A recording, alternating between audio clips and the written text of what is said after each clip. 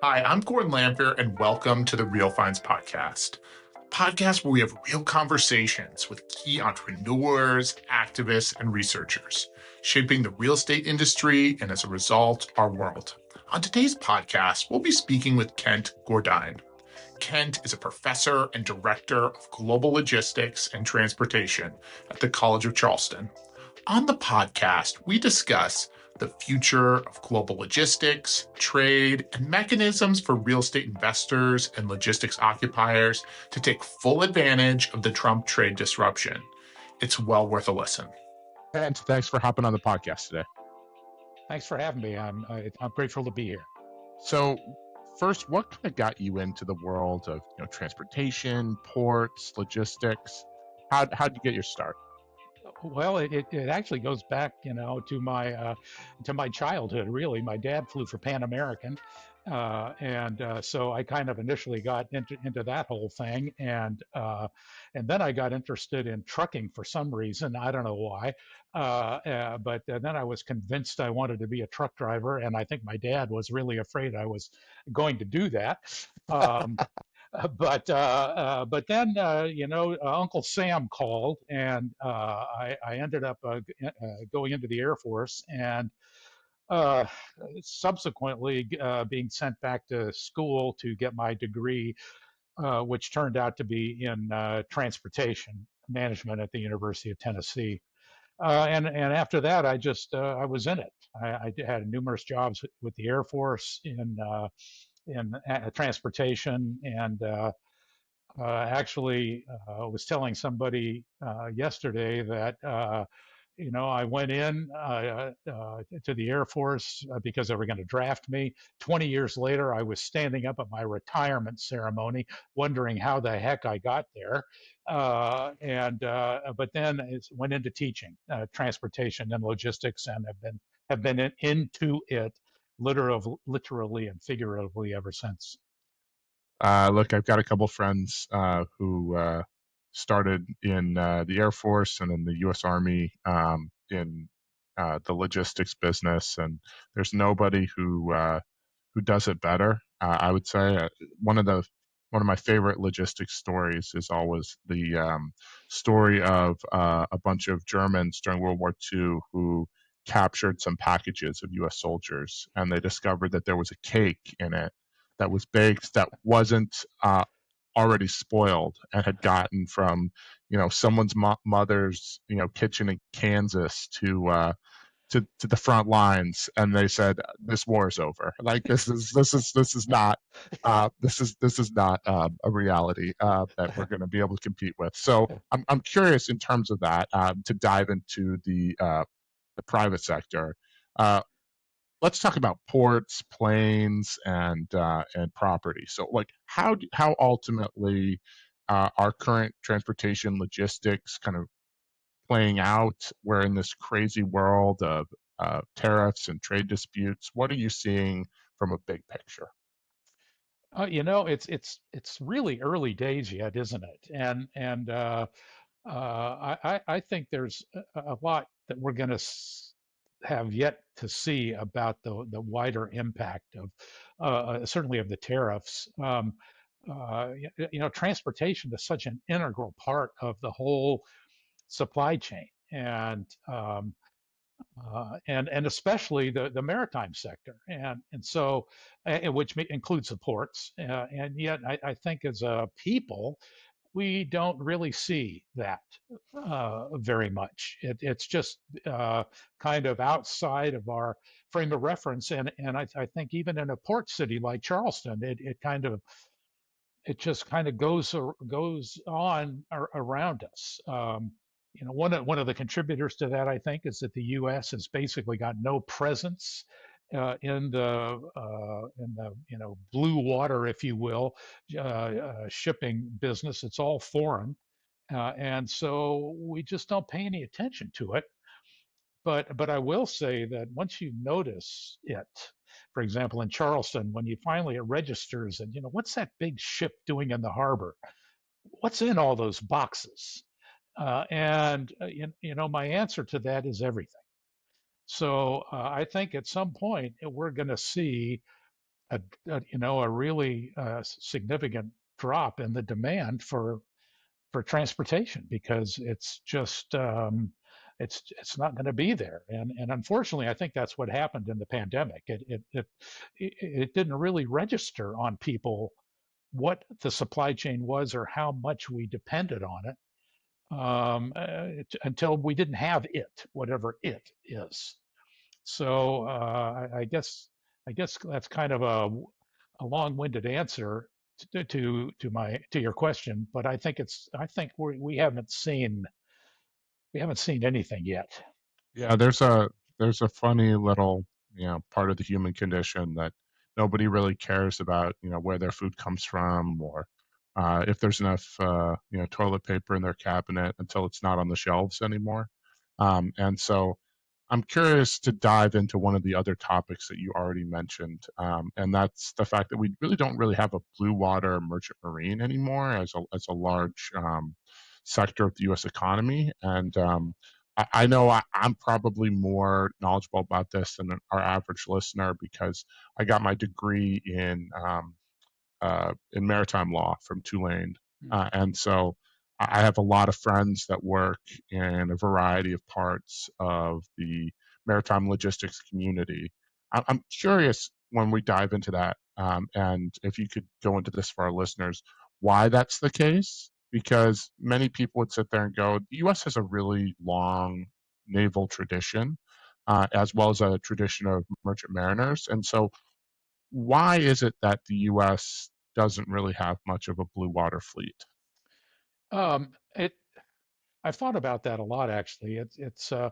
I think it's not a new problem. I think we dealt with that even before World War II when we realized after Pearl Harbor we didn't have enough ships to do anything. And so but we had the shipyards, and so it's kind of not unlike today a little bit, except we had the shipyards then, which we don't now. But that's another story. But we built the capacity, right? We built what came to be called Liberty ships that were in a way terrible because but we produced them quickly. And so when the Second World War ended, we had a fair number of those around still, which could be used for commercial purposes. But we kind of hamstrung our industry, I think, in that we require that if you're going to be a U.S.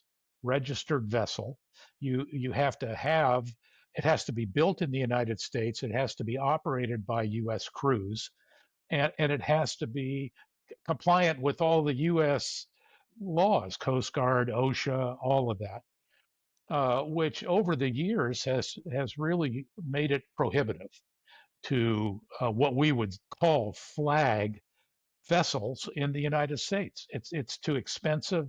Over the years, it drove the cost of using them up, and so we ended up in the mid '90s with Sealand, which ironically was the pioneer in containerized shipping. Um, and it was the last one, and it failed. And the remnants were taken over by foreign flag carriers. So, And why did the US feel the Jones Act, in your opinion, was, was the right move and not just a free market approach? well, I think at the time it probably made sense. That was, I think, passed in 1920 as a part of the National Transportation Act of 1920 or something like that. But it was originally intended to protect coastal shipping from foreign competitors, and for some reason it's hung on all these years and has subsequently been applied to the airline industry, to trucking and rail as well. And so I think that's the pressure to repeal that has been around almost since it was passed, you know, but it's still in there, and where we see it is with trade into the Caribbean and to Hawaii and the Pacific Island territories and to Alaska. It really manifests itself in the higher cost of everything that those markets receive because it has to go on a U.S. flag carrier. And I should qualify that we do have some blue water carriers, Matson, Pasha, Crowley, but they serve these markets that are legally prohibited from foreign competition. And so one of the the rationales for repealing the Jones Act would be to to let foreign competitors come in that could supposedly serve these markets at lower cost.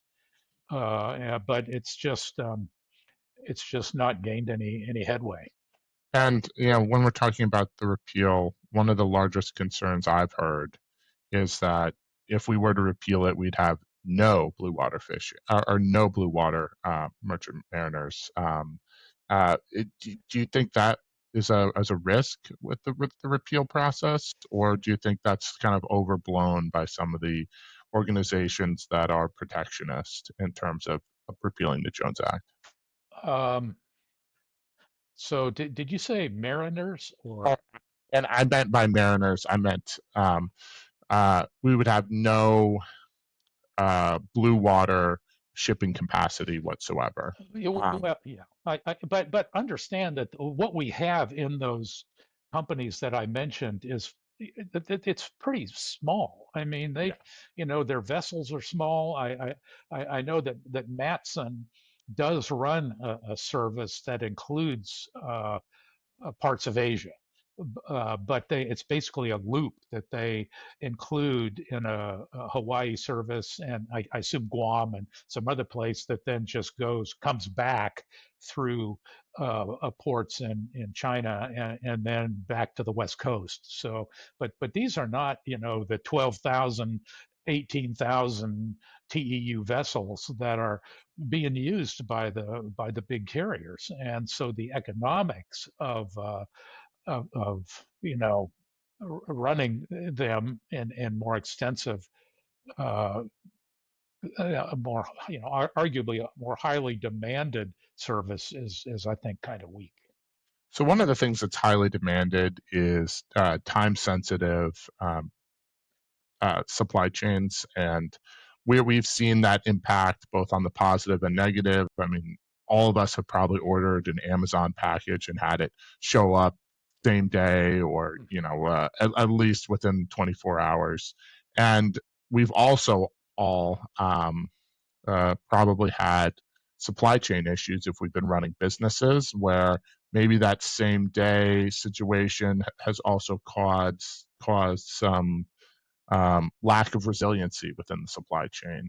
And so I'm curious, what are you seeing on the big picture in terms of how the rise of time sensitive logistics is playing out, particularly with the trade disputes that we're seeing? Okay, so I think you're absolutely right. We're as customers, we just want it, We do, we do.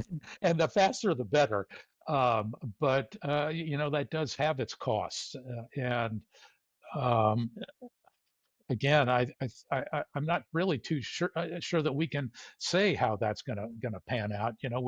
There's a lot of talk now of in this vein of drones and other types of delivery systems, but they have their own problems. I think that maybe that's something that we'll have to get used to is I guess just being able to get it on Sunday because we can. I mean, do we really need that? And But we tend not to be too receptive to answering that question. It's like, yeah, we need it. We ordered it. We need it now. But it is a problem, and I think it's one of the ways that you deal with that is that not to get into to necessarily real estate yet, but you start storing stuff closer to the markets rather than relying on transportation to do it. And that's one way you can kind of buffer things, is to take up some of the uncertainty in transportation with, I hate to say the word, inventory. So let's dive into real estate because we've brought it up. So what are you starting to see in terms of how the trade dispute might be playing out in terms of some of the hidden impacts in the real estate world? Well, and I think one of the truths about the real estate side of transportation is that it's involves long-term decisions. Right. I mean, Yeah. for years in Charleston, we have focused on getting goods into the port and out. Right. It wasn't about keeping them here. And whereas Savannah did the opposite. They early on got into the business of serving the the, the um, the big retailers, setting up distribution centers in Savannah and around to accommodate that. And over time, I think, we have I say we, but in Charleston, we've kind of embraced that strategy a little bit through and we see it with Volvo locating here. Walmart's got a distribution center here now, and there are others coming, and in addition to the investment in inland ports. But these are, we're still seeing the value of those resources, and of course they all involve real estate, and I think it's in a way, transportation is much more, can be much more short term focused, than with real estate. But they're so closely tied together, I think, that longer term we may see some more implications for that role of inventory in the supply chain that you know we were trying to get rid of basically for so long. Yeah, I mean, absolutely definitively. Typically, when we're working with individuals that are uh, corporations that are supply chain based or businesses that are looking at supply chain related issues, when they're looking at warehousing, they're looking at an absolute minimum, usually a 5-year decision. So it's very hard for them in this current world to gauge, minute to minute tweet based decisions that might be coming out of the White House, and try to make a 5-year plan based on what could be a 280 character uh, declaration. So I'm curious, beyond just the minute to minute, what have you seen in terms of the evolution that you're seeing take place at locations like Charleston, which I know, you know, affects the general market in the Southeast as well as just the general market in the US as a whole? And kind of how are you seeing companies look at how they're bringing in inventory and distributing, uh, at least kind of on a bigger picture? Okay, let's see. This notion of inventory as being bad, I think was overstated. I think even years ago it was more about it's not bad. You just don't want very much of it. You want what you really need to attain your overall objectives, which is customer satisfaction and which is really beyond inventory or warehousing or transportation. And so I think what happened, and especially during the pandemic, which we're now kind of seeing reprised, if you know what I mean, is the reality that we probably just need to have some more inventory, and not consider it as excess inventory. it's just that it's consistent with the world as it is now. And I think I think that's kind of where we're at with that. It's you have to have some way of keeping your customers happy, and well, yeah, it's just unfortunate that all of this is happening so quickly that, as you said, it's hard for anybody to know what to do, and maybe maybe that's what we're dealing with Do now. you think that's a general trend towards resiliency over lean supply chains? When you're talking to individuals in the industry, um, I know pre 2020, everyone was saying lean, lean, lean. It felt like we were on the Atkins diet, Yeah. and now, in this world where we had a number of suppliers who were sitting there, with their thumb up their behind in 2020, saying, "Oh my gosh, what am I going to do? The port of LA is stuck. I don't have any of my product." And we've gone out in the market with individuals and found multiple additional places for them to store. And they've said, "Hey, maybe it's not the worst thing in the world if I have an extra 20% or 25% overhead, because I know I can deliver and make that profit, particularly when the market is a little more volatile." And, but are you seeing that as a trend as well in Charleston, or am I just sitting here in Chicago with our network, and maybe because we're further down the supply chain, people are a little more afraid? Um, Yeah, that's interesting, that the way you put that. I think it's both.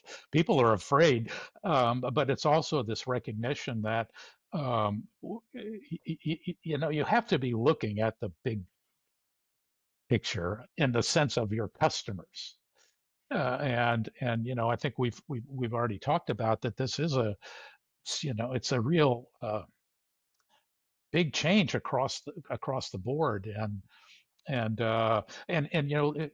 logistics is just a tool, is a part of the equation, and warehousing, transportation, they're a part of logistics, and it's really, I think, about appreciating the balance that has to, the trade-offs that have to be considered in keeping, being able to keep our customers happy, and to a certain extent insulated from all of this. And I realize that we're trying to do this in the context of keeping the costs down, and by implication prices. But at some point, it's part, the customer is a part of this too, I think, Mark. Really, and at some point, you just it goes back a little bit to what we were saying about the lack of appreciation for this whole supply chain thing. And it's like, well, sorry, but we can't absorb the whole cost of this as the supply chain. It's a fact, prices are going to go up, and that's a problem for Washington, I think, not really for us, but we have to deal with it, which is the story of logistics, I think, isn't it? And I guess customers to a certain extent as well. yeah, So I think the story uh, of business is often tied around a bunch of jackasses in Washington making some dumb moves, regardless of party. One of the things that we've seen is a push out of Washington and out of a number of organizations that are pushing for more electrified vehicles at ports. And I know I have very strong opinions both ways on that. And we've talked to a number of individuals that operate out of the Port of LA that have talked about some of the challenges associated with electrification. And I know the Port of LA, being in California, is very different than some of the ports in the Southeast in terms of the surrounding political climate and the push for electrification. But I'm curious what you're seeing in terms of energy, electric vehicles, and electrification at the ports, and how that's playing out. I have to say, and I guess this is just me talking, but I haven't seen a big push for that yet. It's the front end load on that whole thing is pretty horrendous, isn't Yeah. it? And especially from the well, I shouldn't say especially, but it's really across the board. It's the trucks. It's and I think it's perhaps manifest best in LA, where not California's got this draconian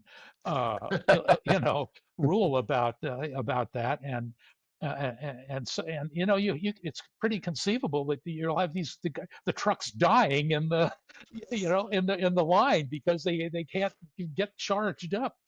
And so I think that infrastructure issue is what I'm saying is a big problem at anywhere really. And as far as the cranes and all of the handling equipment at the port, we I have seen some of that in other ports, but it tends to be kind of terminal specific, if you know what I mean. Because in most places, the ports are strictly landlords. They don't do anything. All of the work is done by terminal operating companies that then, put in whatever kind of handling equipment that they electric or whatever that they want. Charleston's a little bit different because we are an operating port, and so here we do all the work. And I have not heard much about electrification of the port itself here. It's very what's the word I'm looking for? Impactful to observe a port that is totally automated. I have to say, I take my students to Rotterdam every year, and so we get to tour one of the molar terminals there in Rotterdam, and it's eerie, quite honestly, the extent to which that is being used. But it's not without its implications. It's kind of slow, really, because it is automated, so you can't have automated vehicles kind of whizzing around, kind of unchecked. But I know there are safety uh, uh, steps that are taken. But just as an aside, there's been an automated port in Rotterdam since the Sealand years in the 90s, and that lack of ability to flex the system to take account of different conditions really kind of hampered it a little bit. Weather slows it up in places where snow and ice can accrue, and so I think there's kind of a lot of appeal to the internal combustion ports that we have now, barring some advancements in the electrical infrastructure for them. But I guess that was kind of a long-winded answer to your. So you mentioned some of the challenges with automation. I'm curious if you could dig into that, because I talk to so many individuals further down the line from our ports directly, or our airports, I should say. Like, we deal with a lot of clients in Chicago, Midway, the Milwaukee area, and for those individuals, they see automation very much as the future. Are you seeing that push in the American Southeast eventually? I know there have been all sorts of negotiations going on with the longshoremen, and there's certainly a huge element of U.S. labor relations attached to that.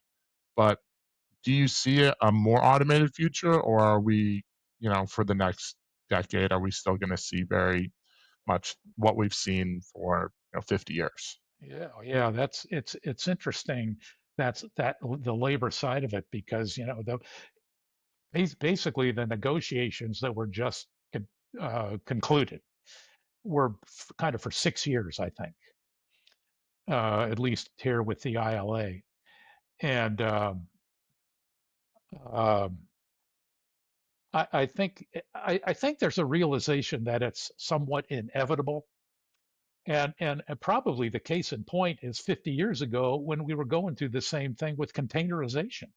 It was Yeah. the same kind of structural upheaval within the ports, but within the whole maritime industry, to deal with the economies that containerization offered. It was the same issue with the jobs and the tremendous investment in new ships and new ground and sea transportation resources that could move these things, because it was all unique to the maritime industry. And I think electrification, or natural gas, or whatever the alternative fuel might be in the future, it's going to be the same thing. And so it will be, um, I think it will come, and it'll probably be forestalled as long as it can be.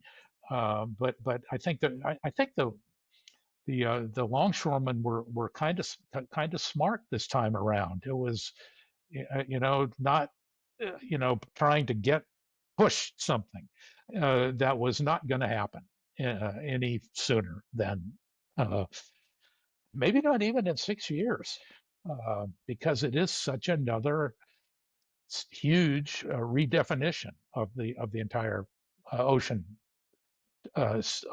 transportation system. And I think it's really the same with trucks.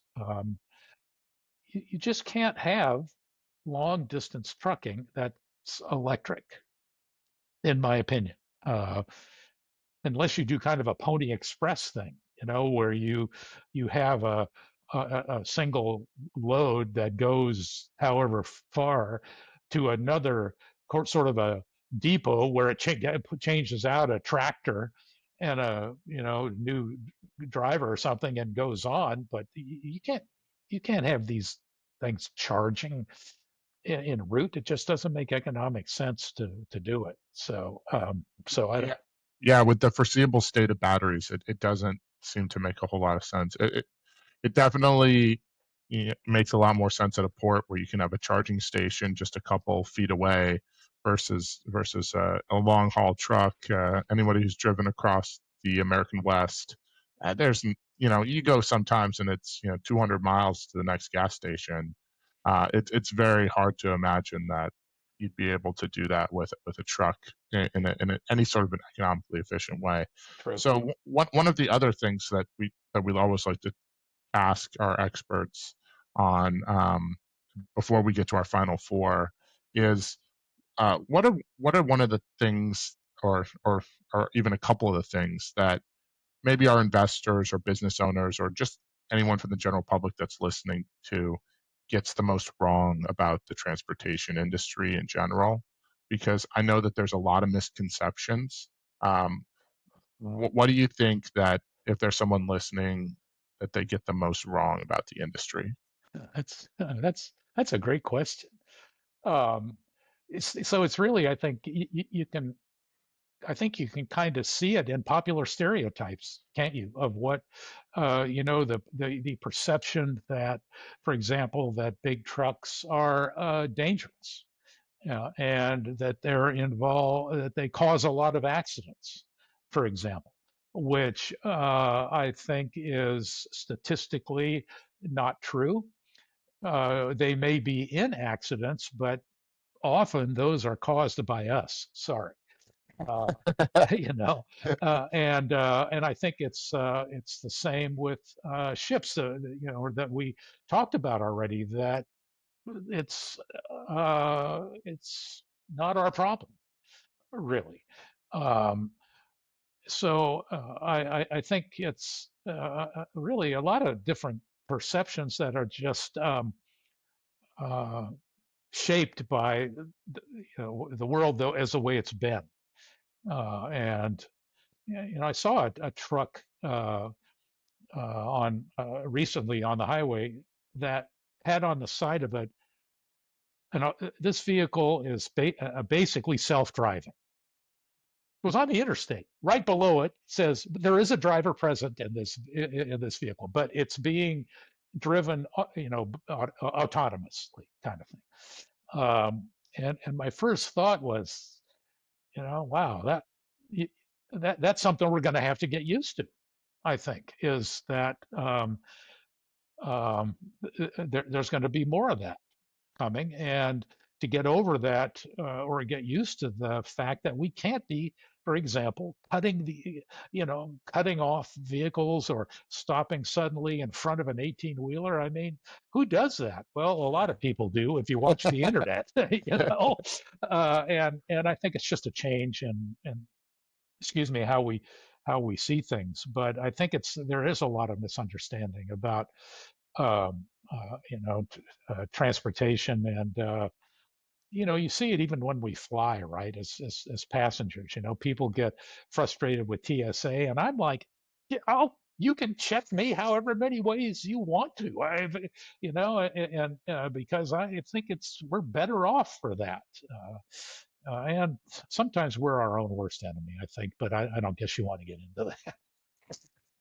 So I'm not gonna pontificate on the human condition, Yeah. but in terms of one condition that we have with this podcast is we have our final four, and we go and every episode we'll ask you four questions. We find them that they're very insightful ways to get to know you a little bit better, get to know a little bit more about your industry, and also to kind of dive into kind of the state of the world in general. So, one of the questions that's always my favorite is 10 years out, what do you think will have changed the most about um, supply chain logistics, trade, and just the transportation industry in general? Yeah, I think it's interesting to ask that question now, isn't it? I think in 10 years it's going to be a new normal.